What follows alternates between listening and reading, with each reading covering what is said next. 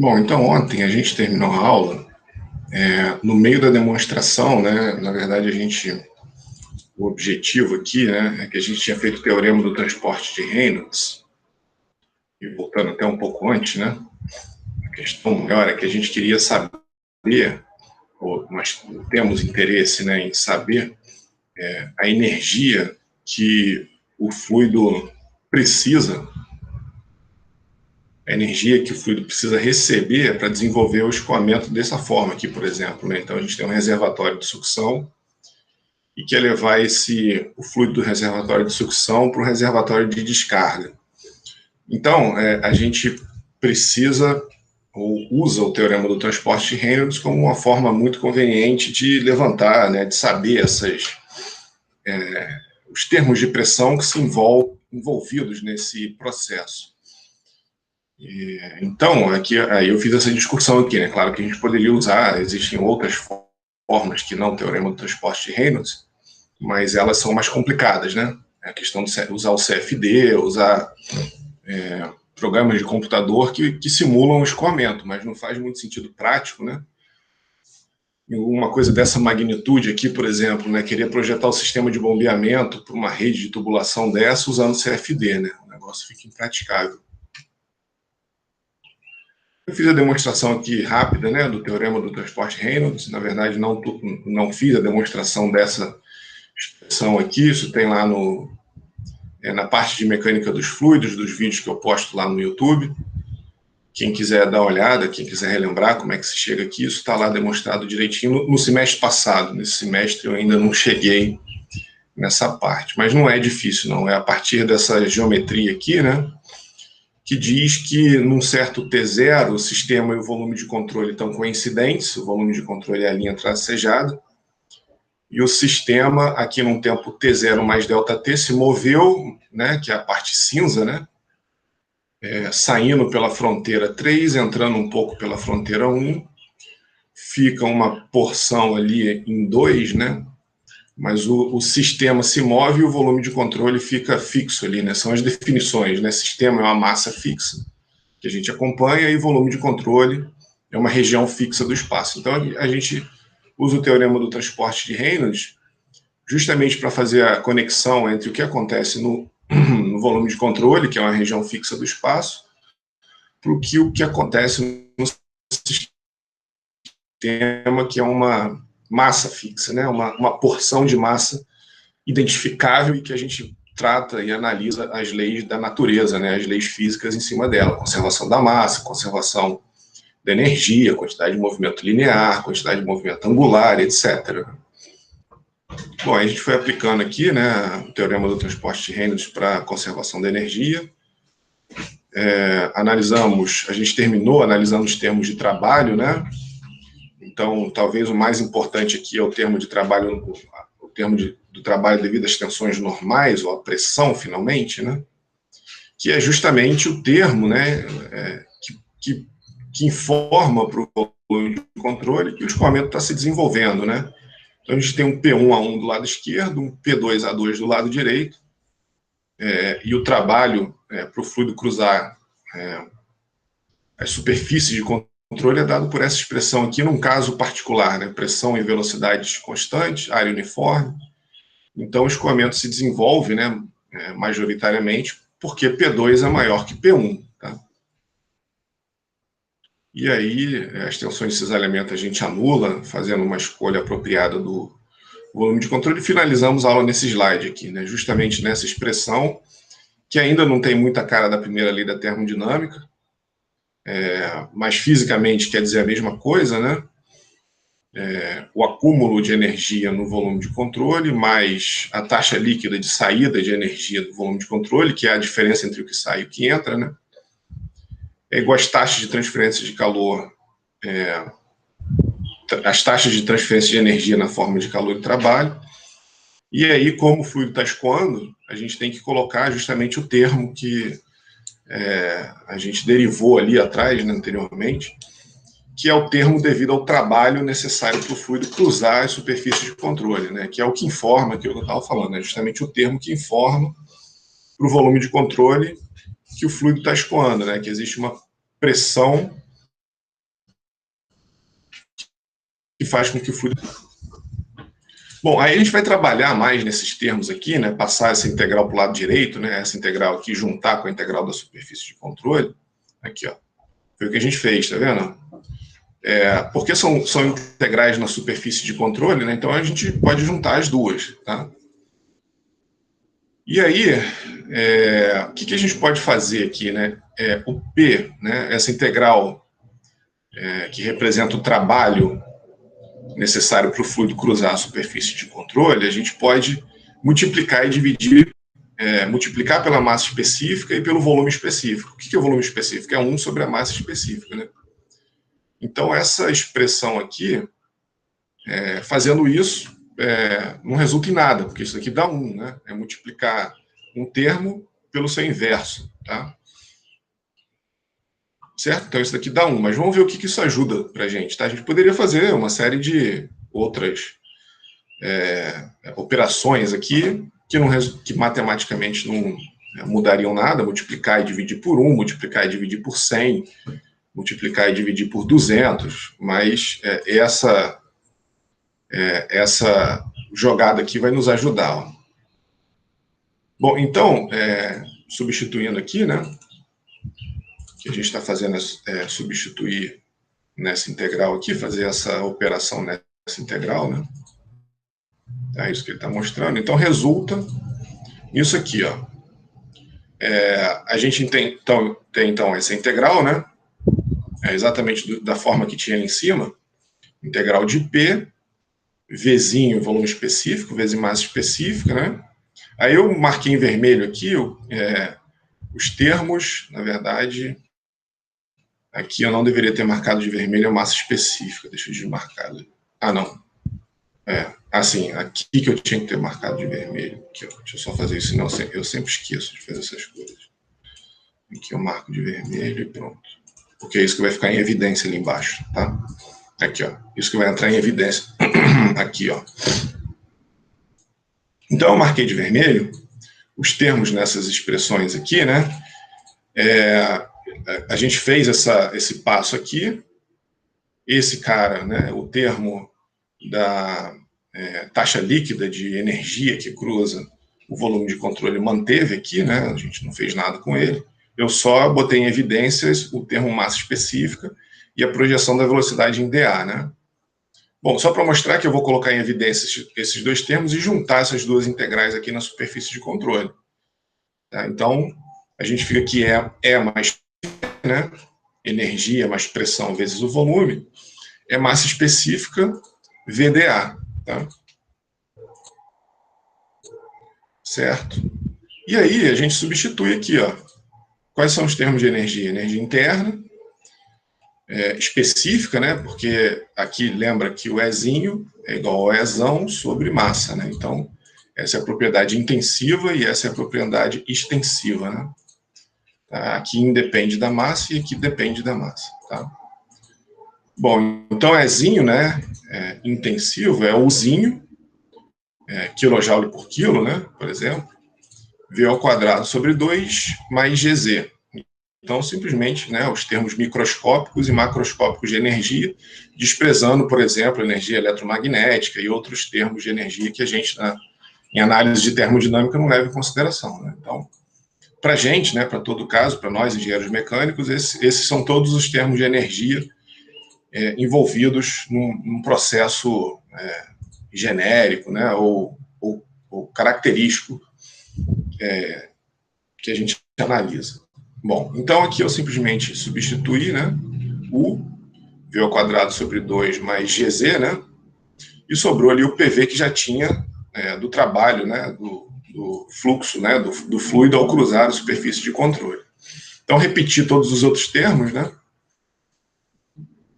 e aí, a primeira coisa que a gente vai fazer, a primeira hipótese aqui, ó, é regime permanente. Então, esse termo aqui vai embora.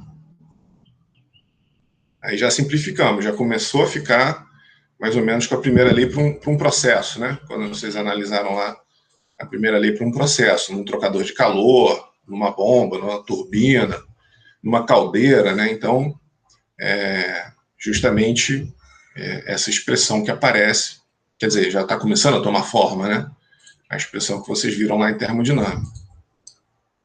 E aí a gente pode simplificar, se a gente considerar escoamento incompressível, e a energia interna, pressão e velocidade uniforme em 1 e 2. O que isso quer dizer? O escoamento incompressível, a gente tira a massa específica de dentro dessa integral, né? Então, se a massa específica não varia, ela sai. Na hora que a gente tem uma superfície de controle, a rigor, e se vocês lembrarem lá de mecânica dos fluidos, né? Por exemplo, a gente tem um perfil de velocidade dessa forma aqui, né? Que ela é parabólica, né? Então, U de R igual ao U máximo, 1 menos Rzinho sobre Rzão ao quadrado. Então, de forma geral, essa expressão onde o Rzão é o raio aqui do tubo, né? Rzinho é a componente, a gente está em coordenadas cilíndricas, então é a componente radial aqui desse sistema de coordenadas. O máximo é a velocidade máxima, né? A velocidade aqui no centro. Então, essa é a expressão que fornece o perfil de velocidade. De forma geral, pressão, velocidade, aqui o U, cuidado, né? Esse U aqui é de velocidade de energia interna e esse U que eu desenhei aqui é de velocidade, só para não confundir, tá? Só estou representando aqui o U, né? Para vocês lembrarem como que o perfil da velocidade é parabólico aqui num tubo, né? Bom, então o U de R, por exemplo, ele não é uniforme, a pressão também não é, ela pode ter diferentes distribuições aqui, né, na superfície de controle. Tá? Então aqui está a velocidade, né? A gente poderia chamar isso daqui de V, se vocês quiserem.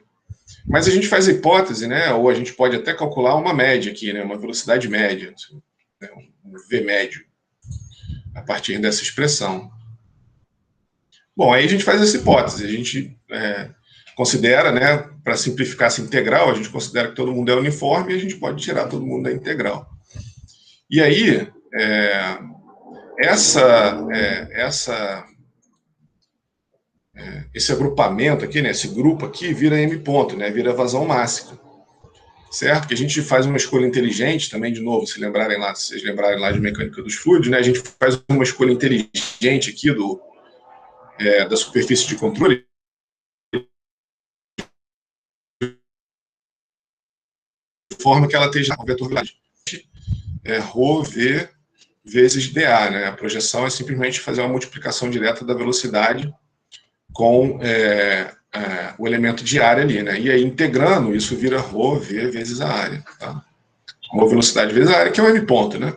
Certo? Então, por isso que apareceu o M ponto aqui, multiplicando todos os termos ali dentro da integral. Então, é o M ponto 2 menos o 1, né? O que acontece nas fronteiras 2 e 1, em termos de energia interna, o que acontece nas fronteiras 2 e 1 em termos de pressão, em termos de altura, né, de desnível, e em termos de velocidade, tá? E aí a gente pode, se quiser, por exemplo, para trazer até mesmo a característica, vamos dizer assim, termodinâmica, né, lembrando lá da definição de entalpia, né? Na verdade, é por isso aqui que a entalpia aparece nas definições que a gente faz, que o H é igual a U mais PV, né? É uma definição, energia interna mais pressão vezes o volume específico. Só para ficar com a cara da primeira lei, né? Dividindo todo mundo por M ponto, a gente fica com essa expressão aqui, né? Q mais H1, então jogando todos os termos 1 para o lado esquerdo da igualdade, todos os termos 2 para o lado direito, né?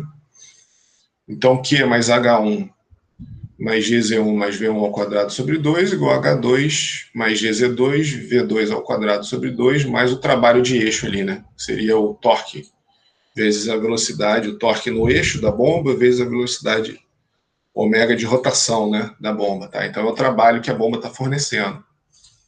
Certo? Então isso daqui seria a primeira lei aplicada para um processo bem genérico de bombeamento, como esse aqui que eu mostrei lá atrás. Deixa eu ver se eu chego nele aqui.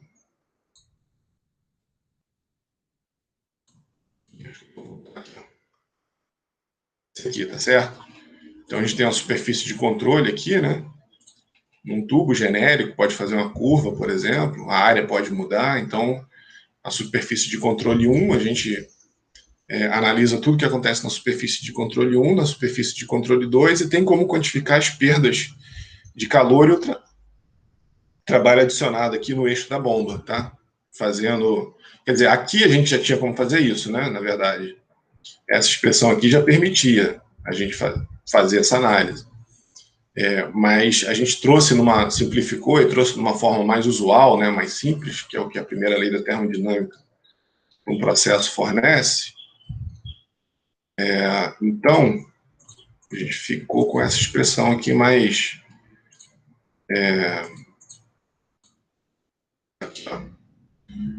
Vocês têm um pouco mais de familiaridade com ela, né? Tá? Então, as taxas de transferência de calor, mais a entalpia, mais o nível com relação a algum referencial em 1, mais energia cinética em 1, tem que ser igual a entalpia em 2, mais o nível com relação a esse mesmo referencial, né? O Z1 e o Z2 com relação ao mesmo referencial, mais energia cinética em 2, mais o trabalho de eixo, né? Então, esses dois termos aqui tem que ser igual. Isso é uma igualdade que diz que a energia não pode ser criada nem destruída, ela tem que ser conservada, né? Então, se você adiciona calor de um lado, isso tem que ser compensado com os termos do lado esquerdo aqui, isso tem que ser compensado com o restante dos outros termos, né? Tá? Então, aqui, nessa forma aqui em cima, a gente tem todos os termos escritos com a unidade de watt, né? Ou dimensão de energia por tempo, tá? Que é potência, né? Então, a dimensão de potência, e aqui embaixo a gente tem energia por massa, né? Seria o famoso joule por quilo, tá? Certo? E aí, o que eu marquei aqui, né, é que essa expressão que a gente obteve para a primeira lei, ela fornece uma expressão necessária para avaliar a energia fornecida ou requerida, né, para a diferença de energia entre 1 e 2, e aí ela é genérica ainda, né?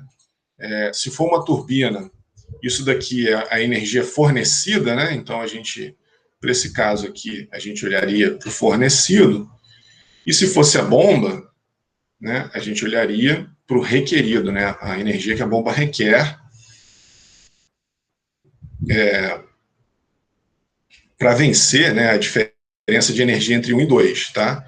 Então, a gente quantifica todos os termos de energia em 1 ou em S, né, como a gente... Tanto faz, como vocês quiserem fazer aqui, eu botei S de sucção, mas poderia ser 1. Tá?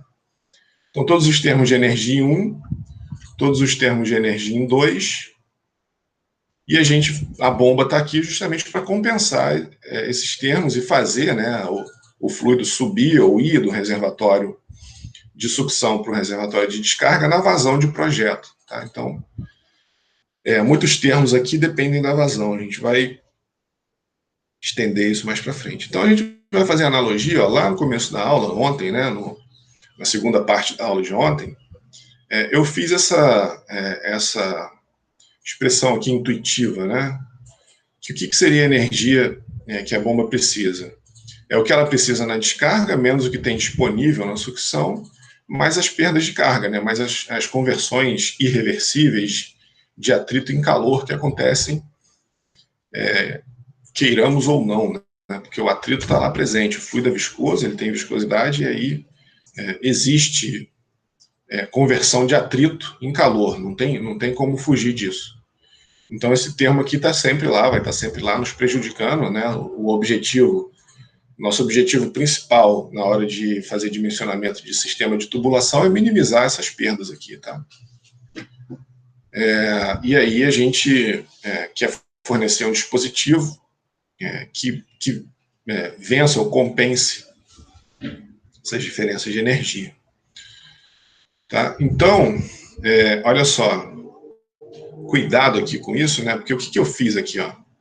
Quando a gente tem trabalho sendo fornecido para o volume de controle, ele é menor que zero, né? A nossa convenção de sinal. Quando ele vai para o volume de controle. Quando a gente tem uma bomba aqui, ó, a gente tem energia, né? Trabalho sendo fornecido, trabalho de eixo sendo fornecido para o volume de controle. Então, o que eu fiz desse slide para o próximo, né? Eu disse que o trabalho da bomba igual a menos o trabalho S ali, ó. esse trabalho S ele era genérico, ele precisa ainda respeitar a convenção de sinal. Ele está sendo somado aqui, mas se isso for uma bomba, ele entra negativo, se for uma turbina, ele continua positivo mesmo. O que eu fiz aqui? Eu me afastei da convenção de sinal, eu disse que o trabalho da bomba é menos o trabalho de eixo, tá? Substituí aqui, né, na equação e joguei para o lado esquerdo aqui, ó. Tá? Joguei o trabalho da bomba para o lado esquerdo só para ficar todo mundo positivo, né? Tá? Então, mas aqui a gente não precisa, se vocês, é a opção de vocês, né, usar uma forma ou outra. Usando essa forma genérica é necessário fazer a convenção de sinal. Então, se for o trabalho fornecido para o volume de controle, tem que entrar aqui negativo. Se vocês quiserem usar essa forma aqui, dizendo que WB é o trabalho da bomba, não precisa mais da convenção de sinal, porque o sinal aqui já está sendo levado em conta, tá? Beleza? Então é só um detalhe que vocês têm que tomar cuidado, né? Na hora de usar uma forma ou outra. Tanto faz, é só não se confundir com o sinal, tá? É só não colocar aqui de novo menos, porque senão vocês vão errar em conta, tá? Entendido isso? E aí, o que a gente pode fazer aqui, ó? Fazer um novo rearranjo, né? Simplesmente pegar, e a gente vai ver porque que isso é conveniente, né? Deixar o WB do lado esquerdo aqui e jogar todo mundo para o lado direito. Aqui, de novo, né? Só um outro detalhe, ó. Eu tinha 1, 2 aqui, aí eu passei aqui para S e D, tá? Aqui, ó. Agora virou S e D, tá? Os subíndices ali, tá? Os subscritos. Então, aqui agora, mas significa que o ponto 1 que eu estou pegando é aqui, e o volume de controle que a gente está analisando passa por aqui, ó, tá? Por aqui, pega a bomba, vai para lá, tá? E o 2 está ali, certo? Então, isso que está, ou o D, né? Então, eu estou dizendo que meu volume de controle agora, em vez de ser 1 e 2, é S e D, tanto faz, é como vocês quiserem chamar, tá? Aqui não vai porque ele aparece ali embaixo. Certo? Então eu chamei agora de S, de sucção, e D de descarga, né? O meu ponto 1 e 2. Beleza? Então aqui, ó, arrumando, né, o trabalho da bomba, o trabalho que a bomba precisa fornecer, é o que existe de pressão na descarga sobre a massa específica, mais a altura, né, o desnível com relação a algum referencial na descarga, energia potencial, né, específica por unidade de massa, mais energia cinética específica também por unidade de massa, menos todos os termos de energia que existem, todos os termos menos a energia interna, que a gente jogou para cá, que a gente vai ver por que a gente faz isso, né? Pressão, energia de pressão, energia potencial e energia cinética, né? Todas específicas. Então a gente tem essa diferença aqui de energias, e eu estou somando aqui, ó, termos relacionados com taxas de transferência de energia térmica. Então, tudo relacionado às taxas de transferência de energia térmica estão juntas aqui nesse conjunto aqui, né? Então, a energia interna ela se relaciona com a variação de temperatura, né? Se vocês lembrarem lá, né? O calor específico a volume constante é o ΔU sobre ΔT. Tá? É quanto de energia que a gente precisa para elevar de 1 grau Celsius 1 grama de uma substância. Essa é a definição de calor específico a volume constante. Então, o ΔU é o CV ΔT. Tá? Então, esse cara aqui está relacionado com a diferença de temperatura e as taxas de transferência de calor também, né? Uma força motriz da transferência de energia na forma de calor, ou da transferência de calor, como a gente fala de forma resumida, né?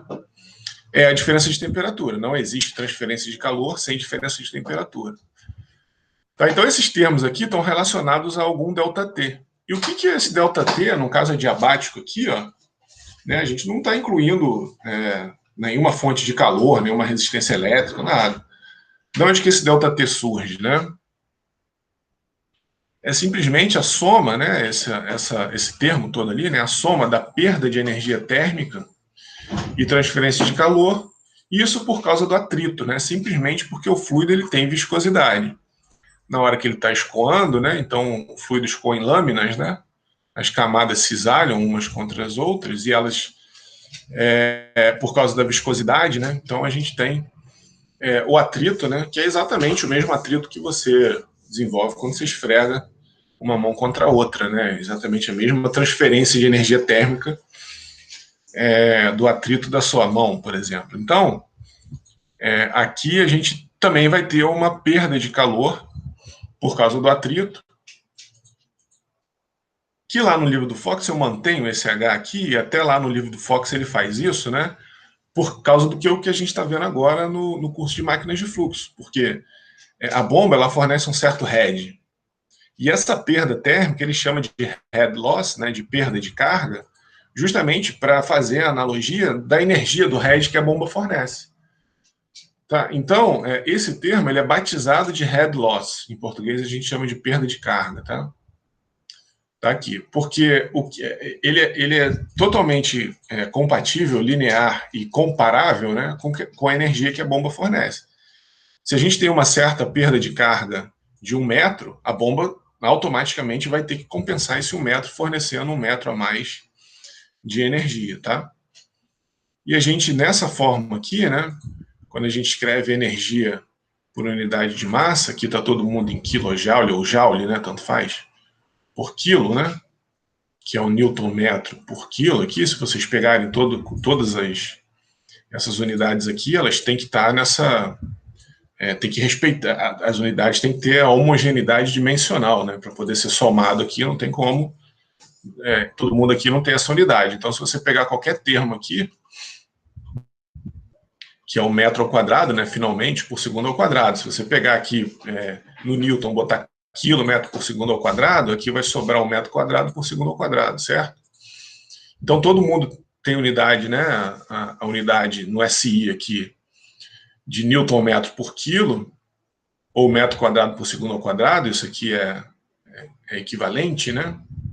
Que é equivalente também ao joule por quilo. Então, essa é a forma que se escreve lá na primeira lei da termodinâmica, né? A gente tem um ciclo, por exemplo, composto de um compressor, um trocador de calor, uma turbina aqui, ó. Esse é um ciclo padrão a ar, né? Uma fonte, um condensador, ou uma rejeição de calor para uma fonte fria aqui, fornecimento de calor de uma fonte quente, né? A câmara de combustão, aqui uma turbina, fornecendo trabalho de eixo. Normalmente esse ciclo aqui, ele é descrito dessa forma. Porque se a gente faz o ciclo para 1 quilo de substância, né, ou se a gente faz o ciclo para o trabalho de eixo aqui fornecido pela turbina por quilo, depois é só saber quantos quilos de fluido que está escoando ali no ciclo que a gente sabe quantos joules esse ciclo é capaz de fornecer. Essa é a comodidade de escrever isso em termodinâmica com essas dimensões aqui, né, energia por massa, né? Mas para a gente isso não é muito conveniente. A gente vai ver mais para frente que, na verdade, a gente quer energia por peso, que é metro, né? Que é justamente para compensar essa perda de carga. Tá aqui, ó. Exatamente, essa discussão que eu fiz aqui em cima está aqui embaixo, tá? Bom, aí a gente substitui, deixa eu apagar tudo aqui, ó. Então a gente substitui esses termos aqui, ó. Batizamos de perda de carga, chamamos de HLT, né? Porque HLT, head loss, né, de perda de carga, e o T maiúsculo de total, né? A gente vai ver que isso daqui é dividido em dois, perda de carga distribuída e localizada. Então, por isso que o T maiúsculo ali, e aí substituindo exatamente essa forma que a gente tinha anteriormente, só que chamando os termos associados à transferência de energia na forma térmica e energia interna, a gente englobou isso tudo num parâmetro só chamado perda de carga, tá? Beleza? Então, o trabalho que a bomba tem que fornecer é a energia necessária na descarga, menos a disponível na sucção, mais a energia perdida por atrito, tá? E tá aqui, ó, se a gente dividir por G, é simplesmente pegar essa expressão e dividir por G. Agora, né, todo mundo vai ter a dimensão de comprimento aqui, ó, tá vendo? Então, aqui direto, né? Já vi que tem a dimensão de comprimento. Se pegar a dimensão de pressão, que é força sobre área, né? Dividir pela dimensão de massa específica e aceleração local da gravidade, com certeza tem que dar metro. Dimensão de velocidade ao quadrado sobre 2 vezes a aceleração local da gravidade tem que dar metro. Então, todo mundo agora tem que dar metro se a gente simplesmente dividir por G. E aí, agora, o H, né, o Hzinho, que antes tinha dimensão de massa por, de energia por massa, né, que era o Hzinho, agora a gente chama de Hzão e tem dimensão de energia por peso.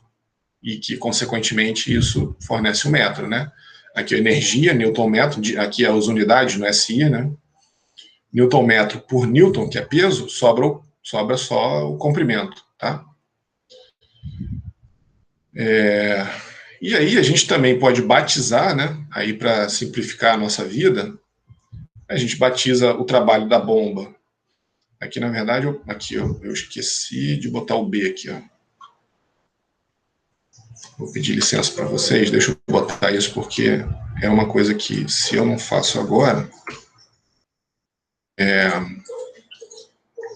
eu com certeza esquecerei. Então, WB aqui e WB aí. Então, o head da bomba, a gente pode chamar esse termo aqui de head, né? A energia que a bomba fornece. Ou, na verdade, aqui... não, tudo bem. Sabe por que isso? Porque a gente aqui está olhando para o sistema, né? Então, por isso que ali ficou W, porque o H aqui representa a altura manométrica do sistema, que aí depois que a gente vai fazer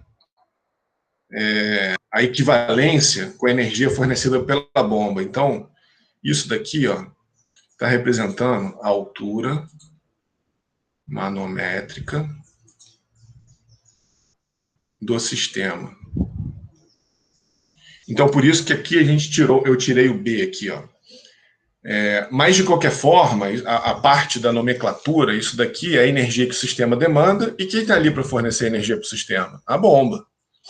Certo? Então, poderia muito bem ser o WB aqui, não tem muito problema. Eu só tirei para eu enfatizar que essa análise aqui é no sistema, mas, obviamente, esse cara aqui quem fornece é a bomba, né? O sistema não vai nunca produzir energia por si só. Tá? Então, ele precisa de uma fonte externa ali para fornecer energia para o sistema. Então, olha só. Se a gente lembrar que o Wzinho é o W ponto, né, watt por M ponto, lembra? A gente partiu aqui de um... Foi aqui, ó, aqui atrás, ó. O W.S, né, que era joule por segundo, e se a gente dividir por quilo por segundo... Opa, meu quilo ficou ruim ali, né? Deixa eu apagar ali, ó.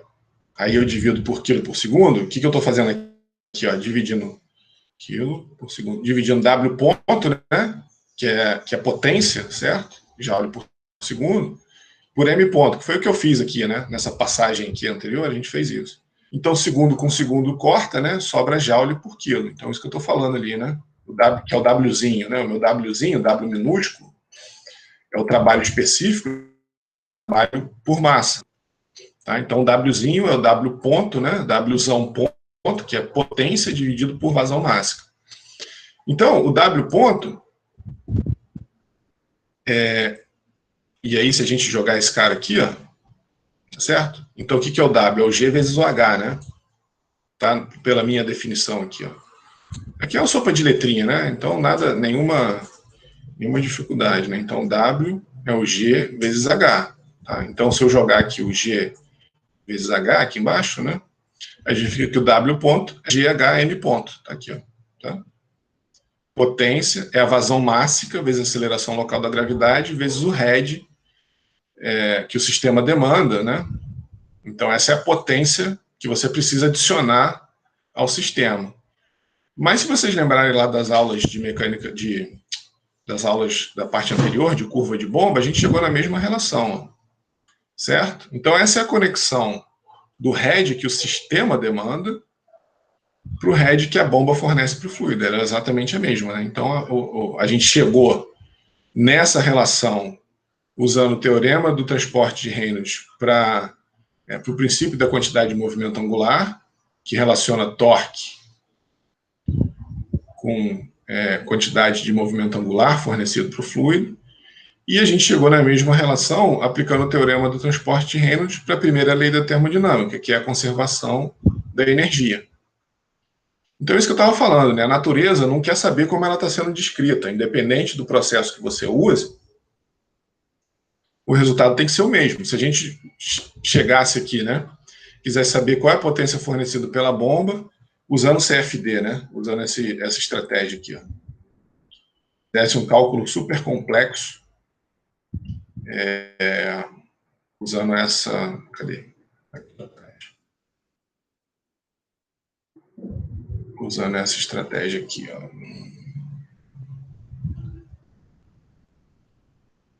Aqui.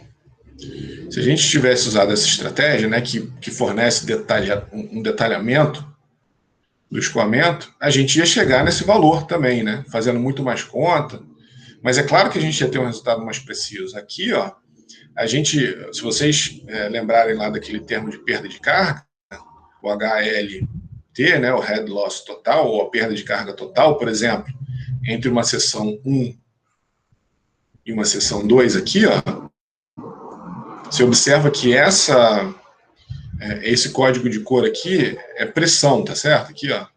Tá? Então, quanto mais azul, menor a pressão, quanto mais para o vermelho, maior. Então, o fluido vem com uma pressão na casa aqui de, sei lá, o amarelo ali, né?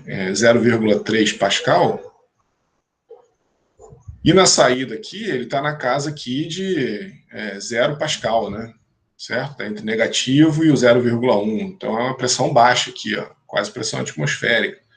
Justamente por causa da conversão de energia que houve aqui, né? O atrito que haveria a queda de pressão mesmo que o fluido fosse horizontal, porque o atrito está ali, né? Mas como houve essa curva aqui, ó, esse atrito foi intensificado, né? A turbulência que se desenvolve aqui, toda essa variação brusca de velocidade do escoamento aqui intensifica a perda de energia, né? Entre o ponto 1 e o ponto 2. Quando a gente faz aquela conta aproximada, a gente vai ter um resultado numérico, mas ela é menos precisa do que essa conta aqui por diferenças finitas. Mas aqui a gente tem que ter um trabalho danado, né? Se a gente, por exemplo, tivesse um sistema de tubulação dessa magnitude aqui, ia ficar o dia inteiro rodando um programa de CFD num computador comum, né? Teria que ter um cluster aqui um cluster de vários computadores, né? Só para dimensionar uma bomba para esse processo. Ao passo que se a gente usar o teorema do transporte de Reynolds, é só determinar as propriedades em um ponto 1 e no ponto 2 e já era, né? A gente tem como quantificar a energia que a bomba precisa fornecer, mas esses parâmetros aqui, ó, os Hzões ali, né? Eles... Eita, passou muito. Eles são... esses Hs aqui de perda de carga, eles são estimados, né? Existe uma grande incerteza, né? Porque toda a bagunça que acontece, né, naquele tubo que a gente viu, né, anteriormente ali, que eu acabei de mostrar, né? Aqui, se vocês observarem novamente no slide, vocês vão ver que existe a gente quer que o fluido vá da esquerda aqui para a direita, e existem regiões que o fluido está descendo, na verdade, por causa de turbulência, de condição de não deslizamento. Então, esse tipo de detalhamento a gente só consegue pegar usando fluidodinâmica computacional. Mas a gente usa o teorema do transporte de Reynolds pela praticidade de engenharia, tá? Para não precisar ficar resolvendo um problema super complicado só para dimensionar uma bomba, tá? Bom, eu estou fazendo toda essa discussão só para mostrar, ou só para dizer, que se a gente usasse CFD, a gente cairia nisso aqui também, tá? Claro que com mais precisão, né? Esse head aqui, eventualmente, seria calculado com mais precisão. Certo? Mantendo, né, a hipótese de que o mundo é perfeito, que não existe viscosidade, que o escoamento se desenvolve da forma mais suave possível, o resultado numérico deveria ser o mesmo. Mas quando a gente vai para a natureza real, né, o CFD vai dar um resultado mais preciso, mas com mais tempo, né? Mas, teoricamente, se a gente fizer no papel, o resultado numérico de dois casos semelhantes, sem atrito, tem que ser igual, tá? Tá clara essa discussão aí? Alguma dúvida até agora, hein? Bom, então, a gente tem a seguinte relação, né, pelo teorema do transporte de Reynolds, para a gente quantificar a energia fornecida pela bomba, né? Então, o que a gente tem aqui? Os termos, novamente, né? HLT, a soma das perdas de carga na sucção e na descarga, né? Então, esse termo aqui, ele tem que levar em conta tudo que está acontecendo nessa tubulação de sucção, tudo que está acontecendo na tubulação de descarga. Se tem curva, se tem desnível, se tem válvula, né? Todas as perdas de carga, tá? E o H, né, é o head necessário para vencer todas as perdas de carga, as variações de cota, pressão e velocidade, tá? E aí é uma analogia, aqui eu estou fazendo isso, né? Analogia com aquela expressão intuitiva que a gente fez no início da aula, né? O que é energia? O que é a altura manométrica do sistema? É a energia que é necessária na descarga, menos a energia disponível na sucção, mais as perdas de carga. Quanto maior isso daqui, pior, né? Quanto maior o H, mais energia o sistema demanda, mais energia a bomba precisa fornecer, tá? Certo? E aí a gente pode escrever isso de várias formas, né? E interpretar isso de várias formas. Olha só. A energia na descarga, então o que é energia na descarga, né? Mais a perda de carga, então eu estou falando disso aqui, ó. Energia na descarga mais a perda de carga total. Então estou escrevendo em palavras essa segunda expressão aqui, ó. Tem que ser igual, né? A energia na sucção mais a energia da bomba, que é essa parte aqui, ó, né? Então isso é assim, indo para o lado filosófico intuitivo da questão, né? Certo? Porque tudo que a gente descreve em termos de equações em engenharia são obviedades da vida, né? Não tem, tudo muito óbvio, assim. Quer dizer, o que a bomba fornece, mais o que já tem na sucção, é a energia necessária na descarga mais a perda de carga, tá? Então, assim, eu pelo menos acho importante entender intuitivamente esses termos, né, do que ficar resolvendo problemas sem saber direito o que está fazendo. Então, intuitivamente é isso, né? O que a gente faz, e o problema do bombeamento é esse: quanto de energia que a bomba precisa fornecer, sabendo que já na sucção eventualmente pode existir termos que favorecem, que ajudam, né, que são amigos da bomba, né? Então, a cota, né? Se você tiver uma cota muito alta, você está ajudando a bomba. Se você tem uma pressão muito alta, você está ajudando a bomba também. Se existe uma energia cinética na sucção, também, a bomba está sendo ajudada. Isso aqui compensa ou é contrabalanceado, né, pela energia na descarga. Ou seja, se eu tiver uma descarga pressurizada, eu estou forçando contra a bomba. Se eu tiver uma altura muito grande na descarga, né, uma diferença de cota muito grande na descarga, isso prejudica a bomba. Se a energia cinética na descarga for alta, também, entendeu? E se a perda de carga for alta, também.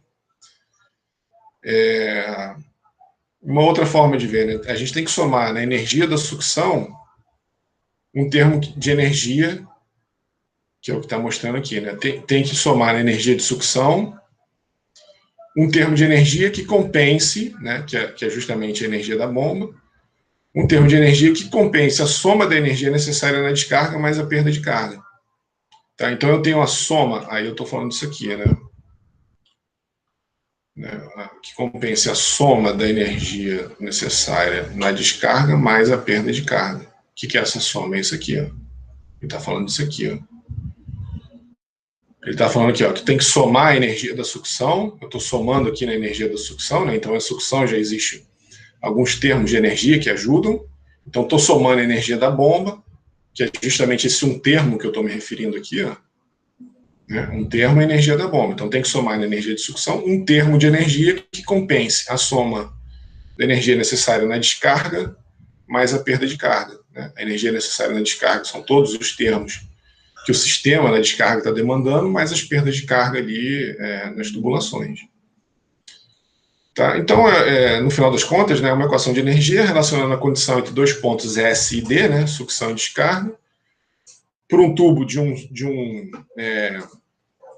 simples, né, só um tubo, com uma bomba e sistemas e perdas irreversíveis por atrito. É isso que essa equação aqui está descrevendo, tá? Certo? Beleza? Então, intuitivamente, né, para vocês entenderem, assim, com a cabeça de engenheiro, né, olhar as coisas com a cabeça de engenheiro em termos de energia, né? O que a bomba está fazendo ali? Fornecendo energia, tá? Então, já pode eventualmente ter energia na sucção e na descarga tem uma demanda, né? Tem um fornecimento de energia que nos ajuda. Na sucção, eventualmente, pode acontecer. Sabendo que na descarga existem termos de energia que nos atrapalham e a perda de carga sempre vai atrapalhar a bomba, tá? Vai estar sempre prejudicando a bomba. A perda de carga, ela nunca pode ajudar, né? Beleza? E aí, né, essa é a forma, né, ou a expressão usada para cálculo de perda de carga. Opa, aqui é um G, né? Indutos, né? Então aqui está sem a bomba. Eu tirei a bomba ali, né? Tirei o termo de altura manométrica do sistema aqui, ó. Então isso daqui é o que vocês viram lá em McFlu, né? Então todos os termos de pressão, desculpa, todos os termos de energia em 1 tem que ser igual a todos os termos de energia em 2 mais as perdas de carga, tá? Beleza? E aí, voltando para a bomba aqui, né? A outra maneira de escrever a primeira lei para um sistema, com as perdas e com a bomba, é essa daqui, tá? Certo? Então, de novo, né? Simplesmente peguei essa forma aqui e juntei os termos aqui de descarga, sucção, né? É uma outra forma, tá? Então, no sistema geral, variação de velocidade, pressão e elevação pode ser positivo ou negativo, né? Essa cota pode ser, na verdade, ao contrário. A energia cinética também pode estar diminuindo ou aumentando, a pressão aumentando ou diminuindo. Então, esses termos aqui podem ser positivos ou negativos. Mas as perdas irreversíveis, né, a perda de carga aqui, ela é sempre positiva, tá? Então, ela nunca pode ser negativa, né? Nunca pode existir uma perda de carga negativa, porque isso é energia que está sendo perdida, né? Então a energia não pode ser ganha, a gente não consegue inverter e transformar calor em atrito, né? Isso não pode, isso não acontece nunca. Esse processo é irreversível, tá? Então a gente tem aqui, ó, a sucção. A gente tem aqui a sucção na velocidade de sucção, né? Que é o que está dado aqui, ó, com as perdas de carga total, né, na sucção, e a descarga e o recalque com a sua velocidade de descarga, com as perdas de carga na descarga, né, o HLT, né, o head loss total, perda de carga total na descarga. Tá? Então, relembrar aqui rapidamente, né, as perdas de carga elas podem ser distribuídas, que é o atrito, né, do escoamento completamente desenvolvido em tubos de área constante, não são as perdas distribuídas, mas as perdas de carga, normalmente nos livros de mecânica dos fluidos, né, eles se referem a perda de carga menor, eu prefiro falar localizada, porque se você tiver um tubo com muitas curvas, né, se tiver um sistema de tubulação assim com muito zigue-zague, que é o que acontece em trocadores de calor, por exemplo, né, as perdas de carga menores, né, as localizadas, elas vão ser maiores do que as perdas de carga distribuída que estão aqui nos trechos retos, né? Tá? Então, eu prefiro chamar de perda localizada. Então, a perda de carga total é a soma da perda de carga localizada mais a perda de carga distribuída, tá? Beleza? Então, o que são as perdas de carga distribuídas? Né? As entradas, os acoplamentos, mudanças de área, etc. Né? E a distribuída são os atritos, o efeito do atrito no escoamento completamente desenvolvido, aquilo que a gente estava falando, né? Aqui, ó. O perfil de velocidade ele se desenvolve dessa forma, então existe atrito de uma camada, né? Essa camada aqui, essa distância r está numa certa velocidade v de r, e esse outro aqui numa velocidade menor, né? V de R2. Então, se eles estão em velocidades diferentes, eles estão cisalhando um contra o outro ali, né? E aí, isso aqui pode ser demonstrado também lá de McFlu, eu não vou fazer essa demonstração, isso daqui vem do escoamento de... Opa! Vem lá do escoamento de Poiseuille, né? Não é difícil fazer essa demonstração, mas... se alguém tiver dúvida, é só olhar nos livros aí de McFlu que chega nessa relação, né? Nessa expressão aqui. Não é difícil isso, né? E aqui a gente tem que fazer na verdade, chega na junção da solução por diferencial, a solução do perfil de velocidade, né? Usando a estratégia diferencial, né? Usando as equações diferenciais que regem esse movimento, ou seja, Navier-Stokes, né? Então, parte-se de Navier-Stokes para o escoamento laminar completamente desenvolvido e compara, e aí faz a comparação com essa relação aqui, ó. Então, se chega nessa expressão aqui para perda de carga distribuída, né? O F, L sobre D, V ao quadrado sobre 2G. Isso está devidamente demonstrado em qualquer livro de mecânica dos fluidos, né? Ou o Hzinho é o F, L sobre D, V ao quadrado sobre 2. Observam que a diferença entre os dois aqui é o G, tá? Certo? Então, aqui não tem o G, né? Então, aqui é quando você está trabalhando, você divide a perda de carga por G. Quando você está trabalhando nos termos de energia, nos termos de... todos os termos de energia, né? Quando você usa energia por massa, e aí você tem que dividir por G, e aqui energioso, né? A gente faz o... Opa, aqui energia por peso, desculpa. Não, é isso mesmo, energia por massa, Newton metro. Opa, me enrolei aqui, peraí. Então aqui, ó, esse cara aqui, a dimensão é comprimento, né?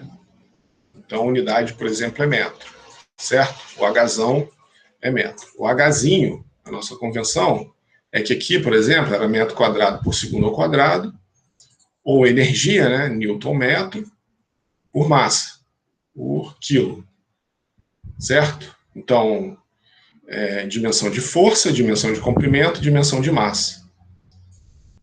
Então, isso daqui tinha dimensão de comprimento ao quadrado por tempo ao quadrado, certo? Que é o famoso quilojoule por quilo, ou joule por quilo, né? Tanto faz. Então, quando a gente está trabalhando assim, né, com a dimensão de energia por massa, a gente não divide por G. Quando a gente está trabalhando com a dimensão de energia por peso, agora sim, Newton metro por Newton. Aí a dimensão fica comprimento. Tá? Então, quando a gente está trabalhando com perdas ou fornecimento de energia pela bomba em metro ou perda em metro, a gente tem que dividir, né, esse conjunto aqui, ó, referente à perda de carga, por G, para ficar coerente, né? Você não pode somar aqui, né, em todo mundo aqui que tem dimensão de comprimento, você não pode somar um termo que tem dimensão de comprimento ao quadrado por tempo ao quadrado. Então, você tem que manter a coerência, tá? E aqui, né, no Hzinho, como a gente viu atrás aqui, ó, quando a gente trabalha nesse termo aqui, que seria o nosso Hzinho, né? Não, ainda não, né? Aqui, tá aqui, ó. Aqui sim. A gente poderia chamar esse cara de Hzinho, se quisesse, né? A energia fornecida pela bomba pode ser WB ou H da bomba, head da bomba, tá? Seria a energia que a bomba fornece, certo? Então, aqui, a gente pode... a gente vê que todo mundo tem dimensão de comprimento ao quadrado por tempo ao quadrado, tá? Beleza? Então, por isso que o termo de perda de carga tem que acompanhar tem que ser coerente, né? A gente tem que ter a homogeneidade dimensional e dividindo ou não pelo G vai depender de como você quer trabalhar. Tá? Normalmente a gente está aqui, né, em metro. A gente vai ver que, de forma geral, os exemplos, inclusive, que eu vou dar aqui são head da bomba em metro, energia fornecida em metro. Tá? Catálogo da bomba, normalmente está metro de coluna de água. Tá? Então, normalmente a gente divide a perda de carga por G. Onde o fator de atrito F, né, para o escoamento laminar é 64 sobre Reynolds, independente da rugosidade, também é demonstrado lá em McFlu, né? E por análise dimensional, para o escoamento turbulento, a gente chega que o F é uma função φ2 do Reynolds e da rugosidade relativa, que aí vem o famoso diagrama de Moody, né? Então, como é que a gente usa o diagrama de Moody? A gente determina o Reynolds do escoamento, que é o ρVd sobre μ, né? É o Reynolds baseado no diâmetro do tubo, onde D aqui é o diâmetro do tubo, né? μ é a viscosidade do tubo, ρ a massa específica e V a velocidade média que está se desenvolvendo. Então, a gente tem que primeiro determinar o Reynolds, depois a rugosidade relativa do tubo. Então, por exemplo, se for um tubo com rugosidade relativa baixa aqui, né? 0,0001, a gente tira um fator de atrito aqui, 0,1, 11, 12, 13, 14, 15. Então, aqui, 11, 12, 0,135, fator de atrito aqui, mais ou menos, né? Opa, 0,0135, tá? Mais ou menos, tá? Então, assim que é feita a medida do fator de atrito, né? Desculpa, do fator de atrito. A rugosidade, né, normalmente é tabelada, né? Então, a gente tem vários materiais, concreto, madeira, ferro galvanizado, tá? Tubo. Isso aqui, claro, que eu vou dar em português, né? Tem muito termo aqui que eu também não sei. Tá? Mas será dado em português, obviamente. Então, aqui é a rugosidade em pé e a rugosidade em milímetro. Aqui, se vocês olharem, ó, ele pede a rugosidade relativa, né? Então, tem que dividir pelo diâmetro do tubo, tá? Beleza? Aqui, bom, aqui está em português. Ó. Então, aço, ferro, latão, plástico, vidro, concreto e as condições, né? Aço, chapa metálica nova, aço comercial novo, aço inoxidável novo. E aqui só para a gente ver a incerteza que tem, é isso que a gente estava falando, né? Se a gente quiser uma análise precisa disso, a gente tem que fazer uma análise por CFD. Sempre que a gente cai nessas análises do teorema do transporte de Reynolds, são análises globais, né? Mas tudo bem, é o preço que a gente paga pela simplicidade. Então, aqui, se vocês observarem e verem que o fator de atrito ele é diretamente proporcional à perda de carga, e a gente pode ter incertezas da ordem de 70%, significa que isso daqui pode ser quase o dobro, né? E isso daqui sendo o dobro, a gente pode cair numa coisa aqui que seja o dobro e aumentar muito a perda de carga, e isso fazer o dimensionamento da sua bomba ter uma incerteza grande. Então, eu só estou mostrando aqui que vocês têm que ter bastante cuidado na hora de usar esses itens tabelados, né? Principalmente desses que saem de livros de graduação. É sempre bom pegar com fabricante esses números, tá? Certo. Bom, são 9 horas. Vamos dar uma paradinha aí. Alguém tem alguma dúvida? Tudo certo aí por enquanto? Alguém tem alguma pergunta? Então, beleza, vou parar a gravação aqui.